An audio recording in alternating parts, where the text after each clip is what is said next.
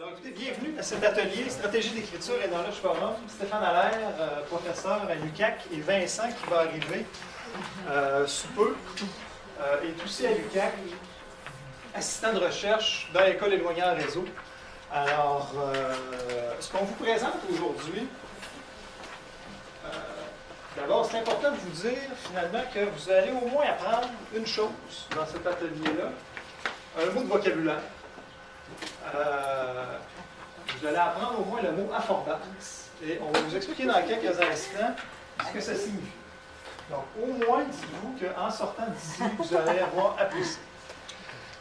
Je dis ça parce qu'on est un peu stressé, parce que ce qu'on vous présente aujourd'hui, c'est quelque chose qui est à la fois, comment je vous dirais, il y a un ancrage important qui a déjà fait ses preuves, mais en même temps, on essaie de lier deux choses entre elles, et il y a un volet un peu exploratoire derrière ça. Donc, ça explique un peu le stress. Et ce qu'on veut faire avec vous, c'est vous présenter certaines choses, mais aussi faire appel à ce que vous faites avec vos élèves en classe lorsque vous utilisez le KF. Parce que ce qu'on pense, c'est que peu importe que vous faisiez du KF en français, en univers social, en mathématiques, vous savez, vos élèves écrivent lorsqu'ils sont sur le KF, et ils doivent certainement mobiliser certaines stratégies d'écriture, et il y a certainement moyen de les amener à en mobiliser davantage. Alors nous, ce qu'on vous présente aujourd'hui, et ce dont on veut discuter surtout, c'est qu'il y a dans l'environnement KF, dans l'outil KF, ce qu'on appelle des affordances, justement. Donc c'est important de camper ce concept-là au départ, parce qu'on va y référer tout le long de la présentation. Donc on dit qu'une image vaut 1000 mots. Qu'est-ce que vous voyez sur cette image-là? Une théâtre. Une lampe magique. Une théière. Puis qu'est-ce qu'elle a de particulier, cette théière? Elle est en envers. Est-ce que vous essayeriez de vous... nous brûler les mains. Est-ce que vous aimeriez essayer de vous verser de l'eau chaude avec ça? Non. Hein? En fait, pourquoi on est parti un peu de cette image-là? C'est pour dire que tout objet en soi offre des possibilités d'interaction. Évidemment, ici, si je prends cette théière-là et que j'essaie une interaction, j'essaie de me vider de l'eau, vous voyez très très bien que ça va causer un dégât. Ce que ça suggère n'est pas nécessairement représentatif. Exactement. Ce qu'on peut en faire. Vous prenez une chaise ici, la chaise, la façon dont elle est conçue, suggère qu'on s'y assoit. Hein? Vous arrivez dans une pièce, vous voyez une chaise, c'est évident qu'elle supporte le fait qu'on puisse s'y asseoir. Peu importe le modèle de chaise, c'est toujours cette suggestion-là à laquelle on est familière qui revient. C'est la construction de l'objet qui fait qu'on reconnaît l'affordance qu'elle nous offre, les possibilités qu'elle nous offre. Exactement. Donc les outils, tout outil dans l'environnement offre des possibilités d'interaction. Hein? Vous avez un couteau, par exemple, vous prenez un couteau. D'habitude, un couteau est fait pour couper de la viande, couper n'importe quoi. Mais le couteau offre aussi la possibilité, entre autres, de tuer quelqu'un. Okay? Donc, c'est une autre utilisation qui est suggérée par le couteau. Qu'on ne suggère pas en passant. Qu'on ne suggère pas en passant. On met l'exemple du iPad ici. Hein, les iPads, je voyais un enfant de 4 ans la semaine dernière qui était en contact pour la première fois avec un iPad. L'enfant, vous n'avez pas besoin de lui expliquer que l'écran, qu'on peut changer d'écran. C'est naturel, en voyant l'outil nous suggère qu'on peut faire défiler les écrans. Donc, tous les outils dans notre environnement nous suggèrent des possibilités d'interaction. Certaines sont plus évidentes, certaines le sont moins. Exactement. Et ce dont on veut vous parler aujourd'hui, c'est des interactions que propose le KF et qui peuvent, à notre avis, supporter, à tout le moins, certaines stratégies d'écriture telles qu'énoncées dans le programme de formation. Donc évidemment, l'écriture, on pourrait présenter ça comme étant une tâche qui peut se diviser en deux grands pôles. Hein. Évidemment, il y a tout l'acte d'écrire, le processus pendant que j'écris.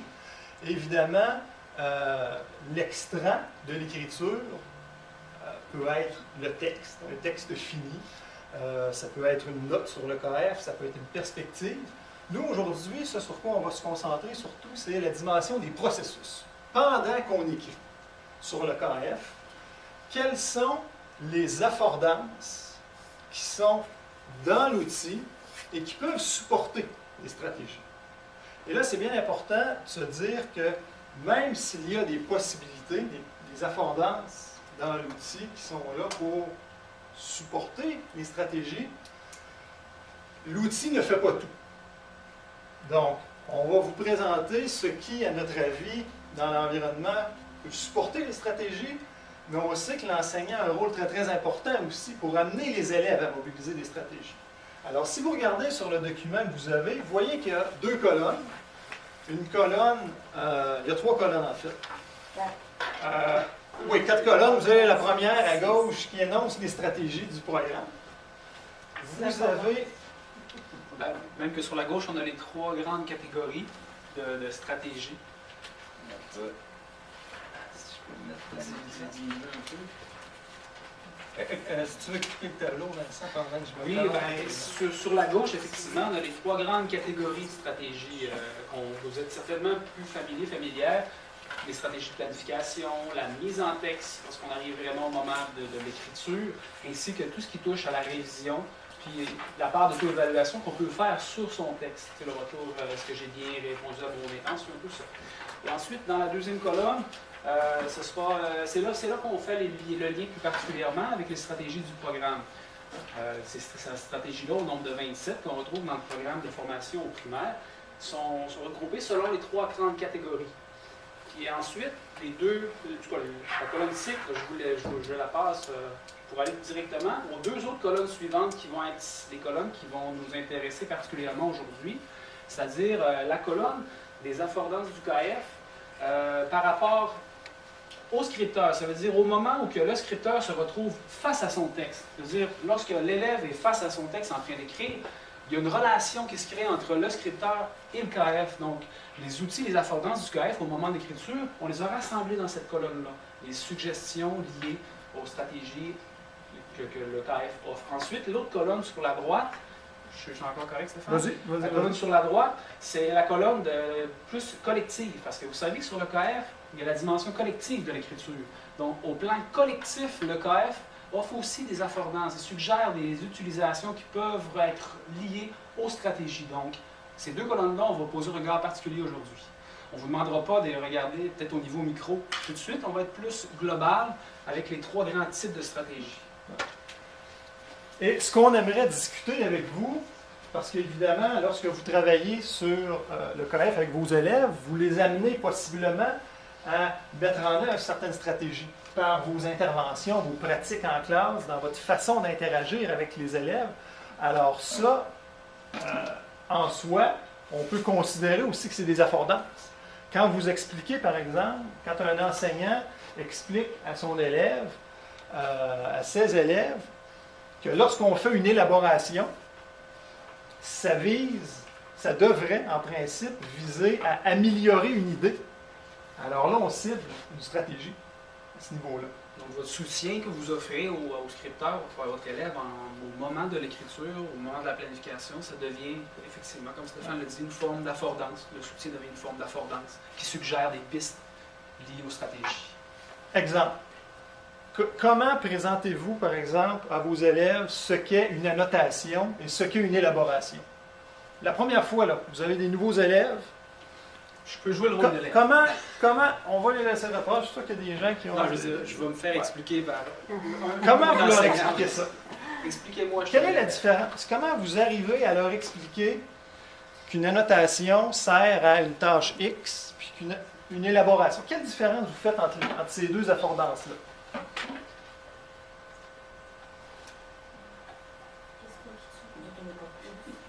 C'est quoi, madame, une affordance? C'est quoi, madame, une annotation?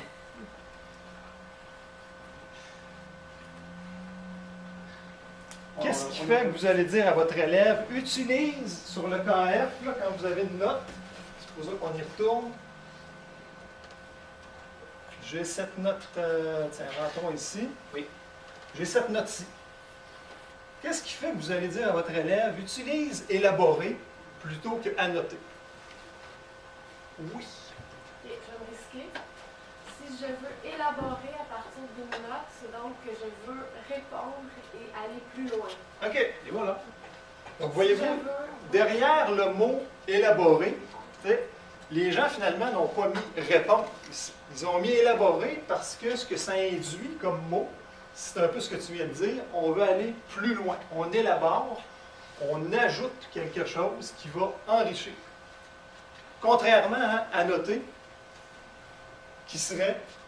Je continue. Oui. Oui. Et annoter, à mon avis, c'est la même personne qui a écrit la note, qui veut repréciser quelque chose, qui veut compléter, car c'est peut-être pas exactement, c'est pas complet dans ce qu'elle voulait ou ce qu'il voulait dire. C'est ça? Oui, c'est une façon tout à fait de l'utiliser. D'autres personnes pourraient dire, plusieurs enseignants par exemple, vont dire on utilise la notation pour tout ce qui est de l'ordre du socio-affectif. Féliciter les élèves. Bravo, tu as eu une idée très très intéressante. Donc là, vous voyez que ici, lorsqu'on félicite un élève, on est moins dans l'amélioration des idées. Donc, ce serait moins pertinent d'utiliser la fonction d'élaboration dans ce cas-ci, mais en même temps, ça demeure important de faire ce commentaire d'ordre plus affectif-là à l'élève, parce que bon, c'est On évident, peut c'est la dimension de la aussi, motivation. on peut aussi l'utiliser parfois pour préciser à l'élève, dire j'ai pas bien compris ta question, ou j'ai pas bien compris ce que tu voulais dire, est-ce que tu peux préciser? OK. Mais ce que ça démontre, peut-être tu voulais dire, Oui, je voulais dire que ce que ça démontre, c'est que les interventions que vous faites peuvent préciser différentes affordances, différentes utilisations possibles des éléments du KF. Ouais. Donc, c'est justement ce genre de réflexion-là qu'on veut vous amener. Et tu vois, Karine, lorsque tu dis ce que tu viens de mentionner, à notre avis, on est dans les stratégies de type révision et notamment amener l'élève à réfléchir à des modifications possibles. Donc là, vous voyez le rôle d'affordance, l'affordance d'annotation, le rôle qu'il peut jouer par rapport aux stratégies. Oui, Lily. Moi, ce que je veux dire, c'est qu'à la limite, c'est peut-être ce que j'aurais écrit en rouge. Si tu m'avais donné une copie papier, c'est ce que j'aurais écrit en rouge à la marge. Ouais. À noter, je mets pas une note en pourcentage, mais je laisse un petit mot. Tout à fait. Tout à fait. Une autre utilisation qui est faite à ce niveau-là. Je vous donne un autre exemple d'utilisation que les enseignants font de l'affordance d'annotation. Ils vont souvent, en tout cas, à tout le moins parfois, souligner les erreurs linguistiques, orthographe, grammaire. Donc là, voyez-vous, cette affordance-là est intéressante pour amener l'élève toujours dans une dynamique de correction. Donc, voyez-vous, on est dans les stratégies à ce niveau-là, un peu plus de révision et Modifier le texte, suggérer des modifications au texte. Tout à fait. On l'a ici. donc, voyez-vous que cette fonction du KF vous permet, comme enseignant, d'amener les élèves à travailler cette stratégie. Puis pendant qu'on est justement dans ce regard pointu sur modifier le texte, justement pour faire un peu le lien avec les deux premières colonnes qu'on a présentées, lorsque l'élève est face à son texte, le KF offre la possibilité de réviser sa note. Contrairement, par exemple, à certains blogs où qu'on publierait, on ne peut pas retoucher à son texte, le KF lui offre la possibilité de revenir à sa note et de la réviser.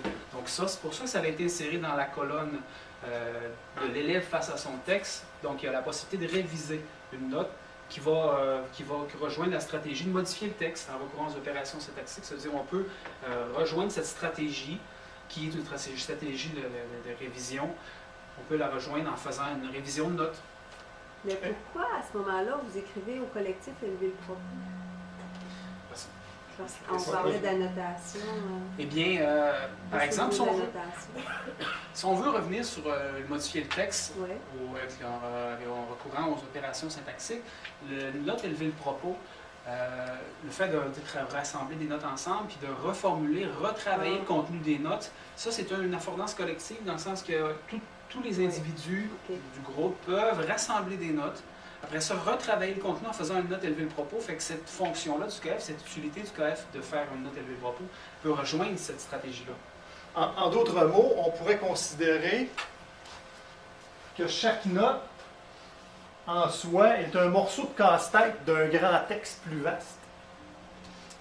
Donc, on pourrait considérer l'écriture sur le KF de cette façon-là. C'est-à-dire que chaque élève travaille par les notes qu'il écrit à amener une partie de la réponse à l'investigation. Mais en même temps, vous serez d'accord que lorsqu'on s'interroge, par exemple si on a une simulation, où la question de départ est quelles sont les phases de démarche d'écriture. Bon, ben là, il y a un bout de réponse dans chacune de ces notes-là. Mais chaque note ne possède pas la réponse en entier. Donc, c'est en ce sens-là qu'on peut dire que si on regroupait ces trois notes-là et qu'on en arrivait à écrire une note synthèse, ce qu'on appelle une note élevée le propos, qui permet de regrouper ces trois notes-là, et là, d'amener les élèves à rédiger un texte plus complet qui rend compte des différents apports de chaque note. Donc, c'est en ce sens-là qu'on peut considérer que la fonction note élever le propos peut contribuer à ce que répondre à une de ces stratégies-là. Et justement, comme je vous ai dit, on ne prendra pas nécessairement le temps de regarder chacune des 27 stratégies, mais au global, on peut poursuivre la réflexion en ce moment, à savoir au niveau, par exemple, de la planification ou est-ce que, au niveau de la révision, est-ce qu'il y a d'autres éléments du KF qui vous inspirent justement des interventions auprès des élèves? Et en ce moment-là, on pourrait relier avec déjà à l'intérieur du tableau, qu'est-ce qui est présenté. Une question? Oui, derrière. Ben, en fait, je me permets une question. Moi, je trouve que la chose la plus difficile, c'est de prendre sa pensée et de l'écrire. Oui. C'est ça le défi pour nos élèves. Puis après ça, bon, moi, j'aimerais ça que vous reveniez sur l'étape de la planification, puis le lien avec les stratégies d'écriture. J'aimerais ça que vous mettiez un petit peu la table là-dessus pour qu'on puisse... parce que le point de départ, quand il vient... Effectivement. Tout à fait. Oui. Allons-y. Et par rapport à ça, il y a des éléments très intéressants dans les notes. Tu sais, par exemple, ouvrons une note comme celle-ci. Donc, vous voyez, il y a différents champs, différentes affordances qui sont dans une note. La première, vous voyez qu'il y a un champ problème ici. Il est très évident visuellement parlant. Par contre, si on ouvrait à peu près je ne sais pas combien de milliers de notes qui ont été écrites en 10 ans sur le KF, très peu de gens utilisent ce champ problème. Pourtant, à notre avis, c'est un champ qui est intéressant pour aider les élèves à définir une intention d'écriture. Parce que lorsqu'on ouvre cette note et qu'on voit dans le champ problème ce qui est écrit, comprendre la démarche d'écriture, bien déjà là, on envoie un message à l'élève que dans cette note, on commence à travailler sur ce problème-là. Et pourquoi a-t-on appelé le champ problème? C'est parce que, vous savez, sur le KF en coélaboration, on travaille beaucoup en démarche qu'on appelle d'investigation, résolution de problèmes complexes, authentiques. Donc, l'idée ici, c'est d'envoyer le message à l'effet que, voici, notre investigation collective porte sur comprendre la démarche d'écriture. Évidemment, ça pourrait être tout autre chose. Mais déjà là, nous, à notre avis, cette affordance permet d'envoyer un message de l'ordre de l'intention d'écriture, mais une intention qui est, disons, plus collective. Parce que le problème que vous traitez dans votre perspective, c'est un problème, règle générale, de classe, de sous-groupe, de sous-équipe, etc. Parce que la question est posée, évidemment, bien souvent, la question de départ est envisagée collectivement. On cherche de répondre collectivement à une question. D'ailleurs, je voudrais juste rajouter, puisqu'on est dans la part d'intention qu'on peut insuffler à l'élève au moment de sa planification. D'ailleurs, on a sur l'aspect de la partie gauche de l'espace de la note, on a la partie des échafaudages que vous connaissez certainement. Certains l'utilisent, certains l'utilisent moins. Mais les échafaudages sont justement une belle façon d'aller rechercher l'intention puis de préciser sa pensée en mettant une certaine forme, dans le fond, à l'idée. Je ne sais pas si je m'exprime bien, mais en tout cas, tu peux poursuivre. Tout à fait. Dans cette ligne-là, je vous dirais qu'on est de l'ordre de l'intention d'écriture un peu plus micro. Parce que là, vous voyez l'échafaudage, c'est l'élève dans sa note à lui. Ou si les élèves écrivent une note collective à 2 ou 3 élèves, c'est l'intention très spécifique du contenu de cette note-là. Donc là, voyez-vous, ici, moi, je n'en ai pas mis, j'ai fait mon élève un peu qui respecte pas les règles. Mais mon intention d'écriture, dans ce cas-là, c'était de partager une nouvelle information. Donc, voyez-vous, cette affordance, à notre avis, aide les élèves à préciser. Cette affordance-là peut avoir une dimension de l'élève par rapport à son propre texte, c'est une dimension individuelle, mais aussi collective, parce que l'élève qui ouvre la note de son collègue, qui arrive dans la note et qui déjà il saisit l'échafaudage et l'intention derrière la lecture qu'il va faire, donc il présente, comme Stéphane ici présente une nouvelle information, ça met un peu déjà la table à l'élève pour préciser un peu, mieux comprendre l'esprit de la note. Ouais, ben, il faut qu'il se pose la question, dans quel échafaudage je vais choisir pour vraiment ce que je vais dire là soit cohérent, puis répondre au problème de départ. Est-ce que justement c'est une nouvelle information, puis ça les enfants se questionnent, puis ils se valident. Est-ce que je suis correct? Est-ce que je l'ai mis dans le bon endroit? Ou... OK. Ben, c'est bon ça, Tout à fait. c'est dans les stratégies de valider par les pairs. Ouais. C'en est une. Évidemment, souvent, ce qu'on va voir sur le KF, c'est souvent les deux premiers échafaudages. Ma théorie, les élèves vont beaucoup coller à cette intention d'écriture-là. J'ai besoin de comprendre. On va voir nouvelle information. Mais lorsqu'on arrive au niveau des autres, mettons notre savoir en commun, là, vous voyez que probablement que vous en voyez moins dans vos classes. Évidemment, c'est une tâche cognitive qui est beaucoup plus complexe. Et à ce niveau-là, il y a peut-être lieu de la faire en équipe ou même avec les élèves en groupe classe. Je ne sais pas s'il y en a qui en animent. Quand on Fait fait élever le propos. Tout à fait. Ensemble, souvent plus que plutôt, nous autres, en tout cas, c'est ce qu'on fait, nous autres, plutôt qu'utiliser, mettons notre savoir en commun, souvent on fait une note élever le propos. Et vous caractérisez En groupe. votre élever le propos Ouais. à l'aide de cet échafaudage-là. Tout à fait. Donc, cette fonction, cette affordance, nous apparaît soutenir l'intention d'écriture. Maintenant, si on vous relance la balle, quelles sont vos interventions en classe qui permettent d'asseoir un peu la phase de planification? Lorsque vous démarrez une activité, comment vous amenez vos élèves à planifier l'écriture qu'ils vont faire sur le KF? Il y a certainement des façons de faire que vous Vous avez peut-être mis en place Ouais. en début d'année ou que vous prenez le temps de faire à chaque début d'exploration d'une nouvelle question. Il y a faites-vous des différentes choses façons. pour amener les élèves à préciser leur intention d'écriture, par exemple? Utiliser un déclencheur.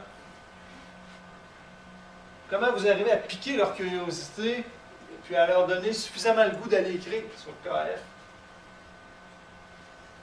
Mais des fois, le déclencheur, c'est carrément la question KF. Effectivement. Puis il y a d'autres fois, on a une image ou une petite intro rapido, puis on s'en va faire notre question KF. OK. Question KF commence souvent nos tâches et la termine. Habituellement. OK. Effectivement. Oui. Ben, c'est sûr, moi je pensais à la question, bien sûr, puis je pensais, ça dépend de ce qu'on veut faire écrire, ça dépend des textes qu'on veut faire écrire, ça pourrait être même quelque chose d'extérieur, une photographie, on parle de ça. Mais moi je pensais à l'aspect aussi d'enseignement de ce qui se passe, là, le métacognitif, de ce qui se passe dans ma tête à moi quand je me sers du déclencheur. Donc cette question-là, qu'est-ce qu'elle suscite en moi, comment je vais aller chercher cette information-là? Et chez les élèves, je vais aller voir chez les élèves qui sont capables d'expliciter leurs pensées, qu'est-ce qui les amène à justement élaborer leurs pensées. OK. Donner des exemples et des contre-exemples de ce que c'est élaborer leurs pensées. OK. Ça, c'est très intéressant parce que justement, la dimension de réflexion sur son travail d'écriture, c'est pas nécessairement celle qui sont innées chez les élèves. On a besoin de les amener à ce niveau de réflexion-là. Et d'ailleurs, est-ce que vous connaissez sur le KF des façons de supporter cette réflexion ou d'une façon de toucher à cette dimension de réflexion, d'auto-réflexion, d'auto-évaluation sur l'écriture? Est-ce que vous envoyez des affordances que le KF offre qui permettent, par exemple, Je pense de que toucher l'annotation l'auto-évaluation? dont on parlait tantôt, On va ça parler. pourrait bien. Puis, il n'y en a pas des mots-clés? C'en est-tu un? Oui. Les mots-clés, Des mots-clés? tout à fait. Oh, oui, c'en est une. Et ouvrons, par exemple, cette note-là. Vous voyez l'autre champ, mots-clés. Donc, parfois, quand on vous disait invitez vos élèves à identifier des mots-clés, Ça, c'est plus applicable, je dirais, deuxième, troisième cycle. Parce qu'au premier cycle, la phrase qu'on, des fois, Chaque note contient l'équivalent d'une phrase qui a à peu près 6 mots, donc on s'entend que les 3 mots, trois mots de la Ils phrase sont se dans la- retrouvent dans les mots-clés. C'est ça. Fait que c'est sûr Ben, qu'à certains niveaux, c'est plus difficile. Parce que c'est certain que les stratégies, en première année, Ils sont on en a 27, on ne maîtrise pas les 27 stratégies, c'est un travail progressif. Oui, là. c'est ça. Une appropriation progressive de ces dimensions des stratégies. Par rapport à la planification aussi, il y a toute la question du titre de la note aussi, qui permet aussi de préciser son intention. Parfois, lorsque les élèves débutent à utiliser le KF, lorsqu'ils vont faire une élaboration comme titre, ils vont mettre réponse. Oui. Avec CE. Allez, les one CE. RPON, c'est vrai, oui, tout à fait. Donc là, vous voyez, évidemment, qu'est-ce que ça nous dit sur le contenu de la note? Pas grand-chose. On n'a pas besoin de savoir dans le titre que c'est une réponse parce que, en ayant utilisé l'affordance d'élaboration, la note est liée à l'autre. Donc, en principe, visuellement parlant, ça nous dit que l'idée se poursuit. C'est presque l'équivalent d'une deuxième anse sur une tasse à café. On Oh n'a là pas tellement là. son utilité. C'est bon, ça, c'est ça pour le titre au premier cycle, il faut vraiment les aider. C'est pareil comme quand on fait une écriture, puis on dit on va se trouver un titre, eux autres ils veulent trouver ça en premier. On leur explique que c'est à la fin. C'est la même chose avec une note. Avec On la dit note. tape là, parce que là, il commence par là. Non, tape là, puis après ça, on va trouver un titre ensemble. D'après ce que tu as écrit. Tout à fait. Puis ça, il faut les enligner parce que. Ça, c'est une belle étape de retour sur, justement, une fois que ton écriture est faite, tu as un retour réflexif à faire pour essayer de trouver le mot, Ouais. le titre qui va refléter ton contenu. De toute façon, les petits, ben moi, j'aime pas ça mettre des notes qui ont des fautes dedans. Ok. Fait que, avant de fermer, ils savent tout le temps qu'il faut qu'ils lèvent leurs mains. Moi, je vais, puis là, on corrige nos fautes ensemble, donc on fait notre français. Puis là, c'est là qu'on trouve notre titre. Fait que ça fait comme fermer la boucle. Ben, c'est de la modélisation C'est ça. premier cycle qu'on fait avec eux autres, étape par étape à ce moment-là. Fait que déjà, ils voient les étapes de. Les mots-clés, en tout cas, moi, je n'utilise pas vraiment. Moi non plus. Mais le titre, choisir, entre autres en deuxième, troisième année aussi, au niveau des. Ils sont plus habiles au niveau des des échafaudages. échafaudages. Puis, tout dépendant, si on est en sciences ou si on est en éthique, ben en éthique, on va utiliser les opinions. L'opinion au niveau d'échafaudage, alors qu'en sciences technologie, on va utiliser La démarche scientifique. Ouais, Ouais. c'est ça. Tout à fait. Je crois qu'il y avait une question, là. Ben, en fait, moi, je voulais dire juste un petit commentaire sur une question. Je trouve que tout ça, ça s'enseigne, c'est ce qu'on entend. Parce que comprendre ce que veut dire l'échafaudage et comment l'utiliser, je pense qu'il faut prendre le temps de l'enseigner. Tout comme comment on construit un site et tout ça. Tantôt, je vous entendais parler à l'avant, vous êtes plus peut-être au premier cycle. J'entends aussi qu'on s'adresse, quand on veut que les élèves élaborent davantage, c'est beaucoup plus à la portée du deuxième et troisième cycle. Donc, j'avais peut-être une idée comme ça qui m'a popé. Moi, je trouve qu'à chaque fois que j'essaie d'enseigner les échafaudages aux élèves, ça devient à un moment donné comme un outil pour leur aider à dire ce qu'ils veulent vraiment dire. Ça vient préciser. Et j'aimerais ça faire du pouce sur ma collègue qui disait comment on pourrait nommer, donc amener les élèves à nommer les stratégies. Et est-ce qu'il existe des échafaudages ou des petits tags ou des petits autres qu'une annotation qui pourrait venir dire moi, là, c'est cette stratégie-là que j'ai utilisée. Et elle, je la nomme, elle est explicite. Et quand quelqu'un va lire ma note, il va voir que je l'ai utilisée, celle-là, tu sais, elle est nommée. Est-ce qu'il y a un outil que vous pouvez nous proposer, autre que ce que l'élève peut l'écrire? Pourrait être comme une petite code de couleur. Oui, tout à fait. Je réfléchis vraiment à voix haute parce que une des nouvelles affordances qui est incluse, et peut-être que vous ne l'avez pas vu encore parce que c'est très récent, vous voyez ici le bouton idée. Alors, le bouton idée, en principe, ce à quoi il sert, il permet d'identifier ce qu'on appelle les grandes idées, les idées prometteuses de la note. Okay? Et vous voyez qu'il y a un certain nombre de couleurs. Donc, peut-être que cette fonction pourrait être utilisée à la fin dont tu viens de parler. Là, évidemment, ce qui est limitatif, c'est qu'on a uniquement quatre couleurs, mais à tout le moins, il y a peut-être un code de couleurs qui pourrait être expliqué, partagé avec les élèves. Et on pourrait leur dire, bon, ben, par exemple, si tu crois avoir utilisé telle stratégie, prends le code de couleur jaune et va souligner ce qui correspond à ton idée. À l'idée, en fait, à la stratégie davantage qu'à l'idée. Rapidement comme ça, là, à brûle pour point, c'est ce que j'aurais tendance à dire. Peut-être qu'une autre façon... En plus, en passant, tu as 4 couleurs, puis si on considère les 4 grandes catégories, là, on a la planification, mise en texte, révision, puis la part de réflexion sur son écrit. Donc, ça pourrait à la limite être abordé selon les 4 grandes catégories. OK. De toute façon, oui. On peut-tu en inventer des échafaudages? Oui, Oui. c'est la beauté de la chose. Échafaudage, stratégie, là?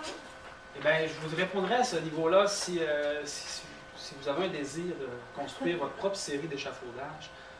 Il y a la possibilité de le faire avec le KF. Notre intention dans cette présentation-là, c'était pas de vous montrer comment construire ces échafaudages-là, mais ça me ferait plaisir de t'offrir, de te le montrer. Vous pouvez, si vous voulez, en tout cas, retenez ça. L'aide, on vous l'offre. C'est possible de créer ces séries d'échafaudages. Comme tout ce que vous voyez qui sont présentement dans le KF, ça a été justement introduit et francisé. Donc, il y a un travail de mettre les échafaudages prêts à être utilisés par vous. Il y a la possibilité de se créer ses propres échafaudages. Moi, par exemple, je fais juste une petite parenthèse rapide. Dans le cadre de ma maîtrise, j'ai eu à créer des échafaudages pour mettre en route des pratiques critiques. Donc, je donnais des pistes pour aider les jeunes à avoir un réflexe plus critique, pour stimuler cette pensée critique-là. Donc, c'est par l'échafaudage que j'ai procédé. Tu vois, Ce que j'avais fait un Oui. support visuel, c'est-à-dire que quand on crée des échafaudages, on travaille beaucoup en équipe. J'avais fait un visuel, c'est-à-dire que le premier échafaudage, par exemple, mon opinion, avec une petite définition. Donc, l'enfant était capable de dire, OK, ce que je viens de dire là, est-ce que c'est en lien avec ça? Et là, c'était plus facile pour lui de le voir. Donc, j'avais un visuel qui aidait, puis à un moment donné, ben, ils n'ont plus besoin, tu sais, ça devient acquis. Mais pour les aider, ce visuel-là, d'une définition de chacun des échafaudages, on en faisait moins, surtout au premier cycle. Au lieu d'en avoir 6, il y en avait 3 ou 4. Mais pour mieux les maîtriser, là, peut-être cette définition-là les aidait aussi. Là. Et tu les affichais en classe? Oui, moi, c'était un visuel au-dessus des ordi. Donc, il se référait toujours à ça quand il n'était pas certain à savoir lequel des échafaudages il devait C'est choisir. intéressant. Ça. Oui, très, très intéressant. Tu vois simplement, là, le bouton pour créer des échafaudages, c'est celui-ci. Il faut se brancher soit en mode neuronal ou arborescence. Donc, en cliquant, là, je ne sais pas pourquoi, là, je me suis branché 2 fois, puis il y en a un qui ne fonctionne pas. Il y a un KF qui ne fonctionne pas, mais on peut créer à partir de ce bouton-là. C'est intéressant. À partir de ce bouton-là, on peut faire une nouvelle série d'échafaudages. Puis, ça se comprend bien. C'est pas très complexe de créer sa série. Mais si vous voulez des précisions, on est toujours là dans le Saltac, vous le savez. On parlait d'image tout à l'heure. Quelqu'un parlait d'image. Bon, vous voyez, c'est pas par hasard que j'en ai mis une. Comme une personne disait, il y a des enseignants qui utilisent l'image comme élément déclencheur. Je me souviens, entre autres, je crois que c'est des classes aux Laurentides ou en Beauce qui travaillaient sur... ils importaient des images qui étaient loin d'être évidentes. Donc, tu voyais l'image, puis là, ça soulevait vraiment un questionnement parce que, au premier abord, c'était impossible de savoir ce que c'était. Et là, ils allaient chercher toute la question du questionnement, l'anticipation chez les élèves. Qu'est-ce que tu penses que cette image représente et pourquoi? Qu'est-ce qui fait dire? Donc, l'image peut servir de déclencheur aussi. D'autres personnes utilisent des vidéoclips, donc on n'est pas obligé nécessairement que ce soit intégré au KF, mais je me souviens d'une équipe d'enseignants qui avait utilisé, c'était au secondaire, une vidéo de l'erreur boréale pour amorcer le travail d'investigation en lien avec la forêt. Donc, là, on est au niveau de l'élément déclencheur. Donc, vous voyez, il y a différentes interventions comme ça. Il y a des affordances qui sont dans l'outil, mais il y a aussi ce qu'on fait, évidemment, comme enseignant, qui peut contribuer à la mobilisation de ces stratégies. Une question dans le fond. Pour dire aussi, nous autres, qu'est-ce qu'on fait? On fait en visioconférence, on fait une mise en situation. Puis on dit, bon, il y a une question déposée sur KF, allez voir ça, allez vérifier. On a fait une mise en situation, comme si on l'avait fait en classe, là. Et on l'a fait en visio aussi. En visio, oui. Et j'avais une question aussi, quand on a créé un échafaudage, est-il disponible pour les autres bases ou c'est disponible juste pour notre classe ou notre... Il faut à l'intérieur du groupe. quand tu édites ton groupe, ce que tu précises des échafaudages que ton groupe aura, ou lorsque tu crées la perspective, que tu précises les échafaudages qui vont être dans cette perspective-là. Oui, ça va. Ça se passe. Mais quand on a déjà créé, Oui, il ils reste sont des- accessibles aux autres. c'est juste Uniquement- pour notre commission scolaire. Ouais, c'est ça. Uniquement dans Fleuve-et-Lac, Ok. dans Uniquement pour Beauce, Ok. uniquement. C'est Ouais, parce que tout à fait. j'avais proposé d'aller voir si là, on va. Mais Parce oui, qu'il y en a en sciences et techno, il y en a en littéraire, il y en a dans l'univers social. vous échangerez au courriel, vous enverrez vos listes d'échafaudage. Une autre affordance que vous connaissez peut-être moins, c'est l'affordance de citation. Et ça, je pense que c'est quelque chose d'intéressant aussi par rapport à la planification, entre autres pour préciser l'intention. Donc, par exemple, là ici, moi j'ai fait une énumération des stratégies de révision telles qu'énoncées dans le programme. Mais si je voulais élaborer sur cette note-là, mais que je voulais élaborer sur une partie très, très spécifique. Donc, ce que je pourrais faire, c'est, évidemment, je fais une élaboration comme d'habitude.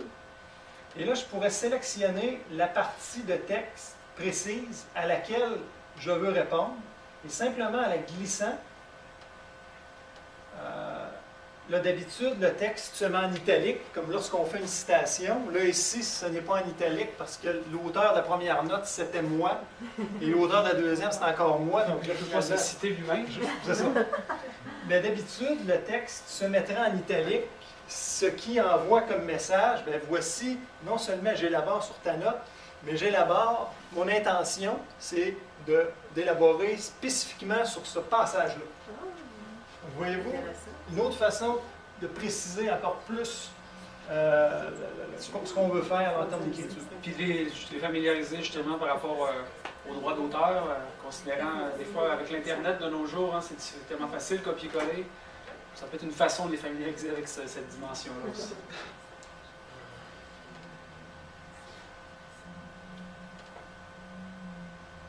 Je ne sais pas si vous connaissez l'espace de travail.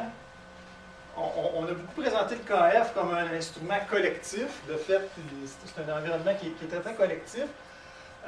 Mais un élève pourrait écrire un premier jet de notes sans le partager aux autres. Donc, voyez-vous, si j'ouvre l'espace de travail, là, je rentre dans une zone qui m'appartient uniquement. Voyez-vous? Et là, si je vais dans, par exemple, fichier, nouvelle note, là, je peux écrire ma note comme d'habitude. Et là, je pourrais écrire un premier jet, et en la fermant, en l'enregistrant, la note va s'en aller uniquement dans mon espace de travail. Donc, voyez-vous, là, c'est une façon finalement de cultiver un brouillon.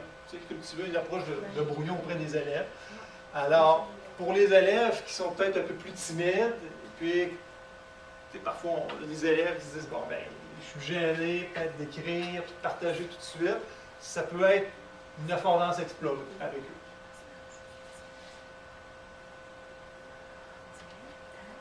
Puis peut-être une dernière fonction qu'on pourrait aborder, peut-être la note de publication. Et justement être le fruit peut-être de la réflexion sur sa note. Donc tu veux peut-être pas l'aborder. Oui, vas-y, oui, pourquoi pas. Tantôt, j'avais pisté aussi par rapport aux stratégies d'auto-évaluation de son travail, les stratégies qui touchent à la réflexion sur ses écrits.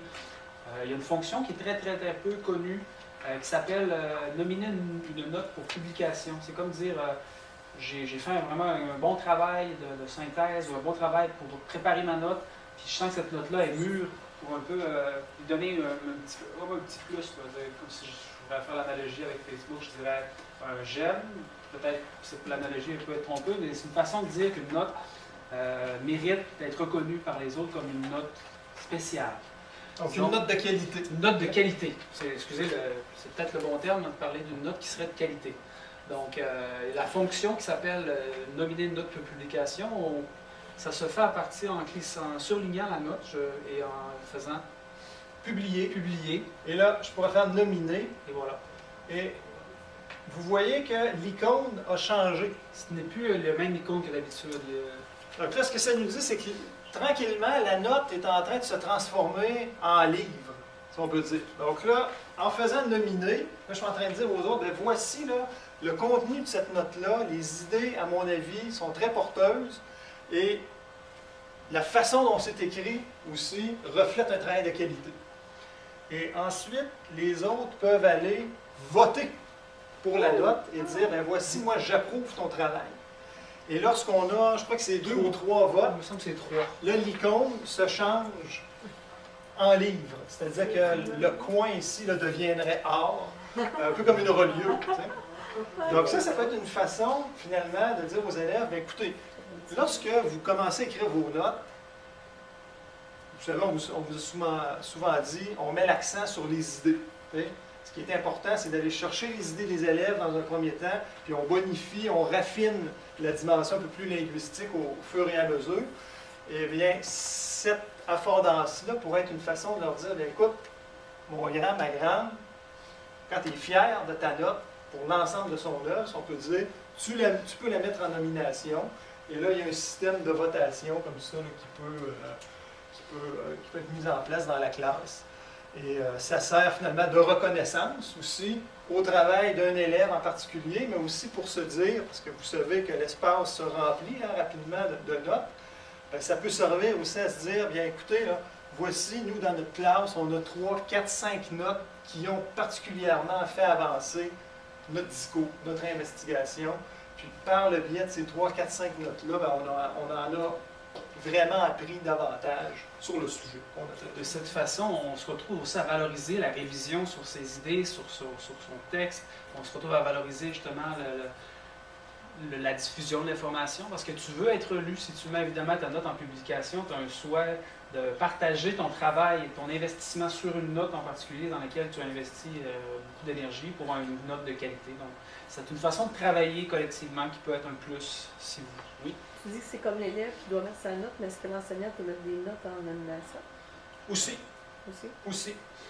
Toujours en passant par le menu publier. Là, je pourrais même la dénominer, ma note. Je pourrais dire, bon, ben, finalement, là, je ne suis plus fier. On retravaille tes affaires. Ça n'a pas été assez fait aujourd'hui, je l'autre. Puis là, je pourrais la mettre en nomination et vous, si on se branchait par exemple avec ton code, tu pourrais retourner dans publier et choisir publier. Et là, tu vois, la note se transforme en une espèce de livre comme ça, qui représente une note de grande qualité finalement. J'ai-tu manqué un petit peu de comment tu fais l'élève aussi pour dire qu'il aime ça? Dans publier. Ben, Mais celui-là qui veut voter. c'est ça, Ouais, les c'est Même votants. endroit. Ouais, il va faire publier aussi. Parce que si tu prends une note qui est en publication, tu as la possibilité de voter.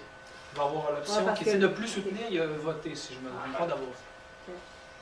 Moi, en fait, en choisissant publier, elle s'est mise tout de suite en or parce que j'ai le statut là, d'enseignant, si on peut dire. J'ai le statut de patron, donc je peux m'auto-proclamer.